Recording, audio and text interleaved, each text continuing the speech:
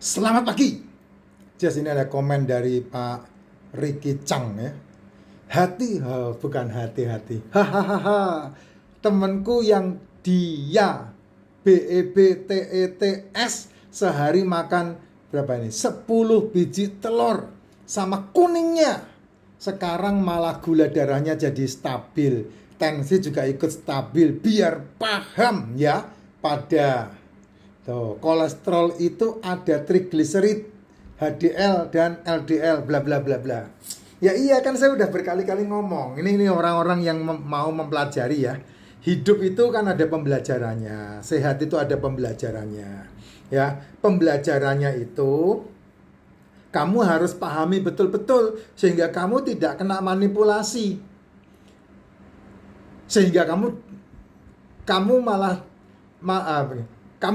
tidak kena manipulator sehingga kamu termanipulasi. Yang paling gampang di muka bumi ini yang bisa dimanipulasi adalah kesehatan. Agama itu paling gampang dimanipulasi itu. Beneran, kamu boleh percaya boleh enggak apa yang saya ngomong. Kamu buktikan sendiri aja ya. Yang paling gampang di muka bumi ini adalah kesehatan, agama. Itu paling gampang dimanipulasi. Nah, siapa yang memanipulasi? Yaitu mereka-mereka yang menjadi manipulator itu. Ya, sehingga kamu dimanfaatkan sama mereka. Gitu. Apalagi kesehatan. Wah, itu penting banget untuk kamu pahami, Jess. Ya, ingat omongan saya nih, kamu betul-betul pahami. Ya. Hidupmu itu dan hidup saya tentunya ya, itu dikendalikan dengan 2 poin. Yang pertama adalah kolesterol, yang kedua adalah gula darah. Hanya itu aja. Pengendali hidupmu itu hanya 2 itu. Kolesterol dan gula darah. Wes, kamu boleh cek omongan saya ini ya.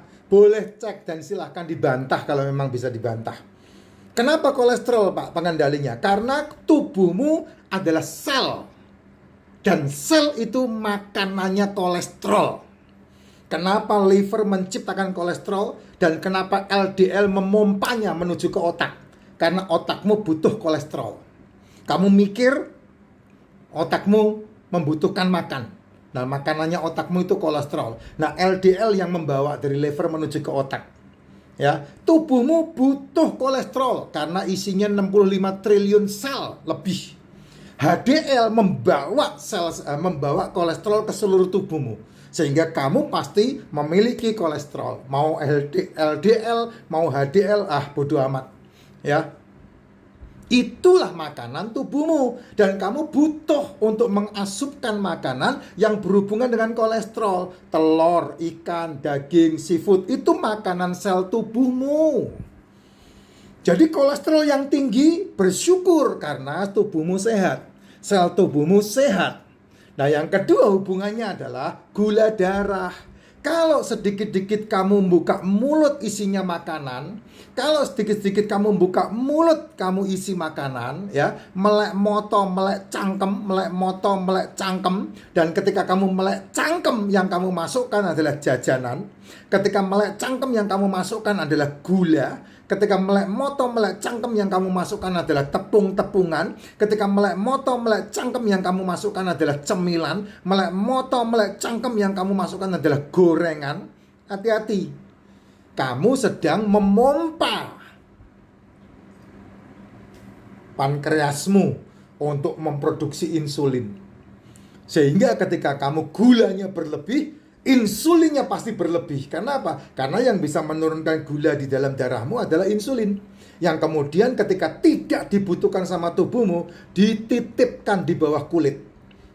Jadilah lemak. Dan itu yang menjadi problem dalam hidupmu. Itu yang menjadi masalah dalam hidupmu. Gitu, terjadi penyumbatan, terjadi pengerusakan organ. Itu bukan kolesterol, itu bukan telur, itu bukan daging merah, itu bukan ikan, itu bukan seafood. Justru malah makanan-makanan yang kamu anggap ganjil perut itu yang berbahaya. Makanya prinsip dalam kesehatan untuk kamu bisa mencapai umur panjang, prinsipnya cuma satu, kolesterol tinggi, gula darahnya rendah. Itu prinsip kesehatan. Gitu. Dan hati-hati, cara mengontrol gula darah Kalau kolesterol kan tidak perlu dikontrol tuh, karena livermu pasti menciptakan kolesterol. Liver menciptakan kolesterol 400 mg per desiliter. 30%-nya dipakai oleh otak. Jadi LDL membawa ke otak. Karena kamu butuh pemikiran, kamu butuh kerja keras di otakmu untuk mengelola seluruh tubuhmu. Makanya LDL membawa kolesterol ke otak. 30% dari yang diciptakan sama liver, 400 mg per desiliter itu. Ya, tapi kamu menjadikan dirimu terresiko.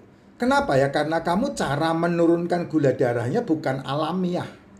Tapi kamu menggunakan formin, menggunakan gli itu. Sehingga jangan heran ketika kamu melakukan seperti itu, gula darahmu tidak akan turun. Tapi lambungmu jebol. Lambungmu jebol dan gula darahnya tidak turun. Dan kemudian nambah obat, iya. Ya, setelah nambah obat, jadilah komplikasi karena pasti menghantam ke ginjal. Itu udah pasti, itu lingkaran setan itu. Gitu. Nah, cara menyembuhkannya bagaimana? Ya bukan dengan OBAT, Bos. Cara menyembuhkannya adalah kamu harus mengelola asupan ke dalam tubuhmu. Seperti yang dilakukan sama Pak Ricky Chang ini. Ya. Ini namanya penyakit metabolik. Kenapa terjadi masalah metabolik? Karena kamu gagal meregenerasi selnya. Sel-selmu gagal meregenerasi sehingga terjadilah metabolik. Sebetulnya pengelolaan untuk sehat itu simpel.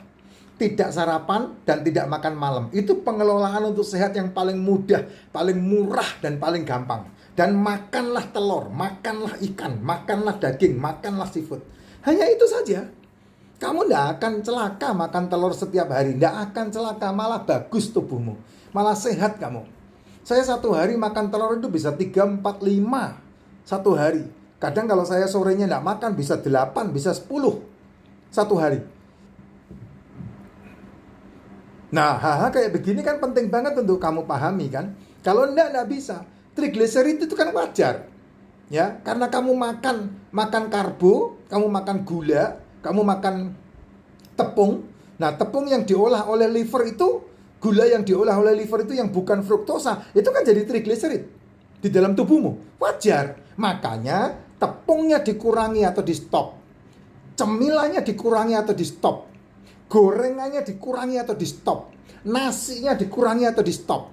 Kenapa? Karena semua yang berhubungan dengan karbo itu sudah ada di dalam telur yang kamu masak. Cukup untuk tubuhmu. Semua yang berhubungan dengan karbo sudah ada di dalam daging yang kamu masak. Makanya saya makan tongseng tidak pakai nasi. Saya makan soto kambing, soto kikil, sop gulai, saya tidak pakai nasi. Saya makan soto kaki, saya tidak pakai nasi. Saya makan ikan bakar, saya tidak pakai nasi. Saya kemarin makan udang peci, saya tidak pakai nasi. Saya makan kemarin ikan apa? Ikan apa sayang? Ikan gurame asam manis, saya tidak pakai nasi. Saya makan sapo tahu, saya tidak pakai nasi. Kenapa? Karena di dalam itu sudah ada karbonya. Jadi tidak perlu kamu nambah-nambah lagi. Ini kamu makan telur, makan ikan, makan daging, semuanya dimasak, sudah mengandung karbo yang cukup untuk kebutuhan tubuhmu. Kamu makannya pakai nasi 2 piring pula. Kamu makannya pakai es teh manis, kamu makannya pakai es campur, kamu makannya pakai es jeruk, dan segala macam yang harusnya tidak kamu makan. Dan kamu tidak masukkan ke dalam tubuhmu.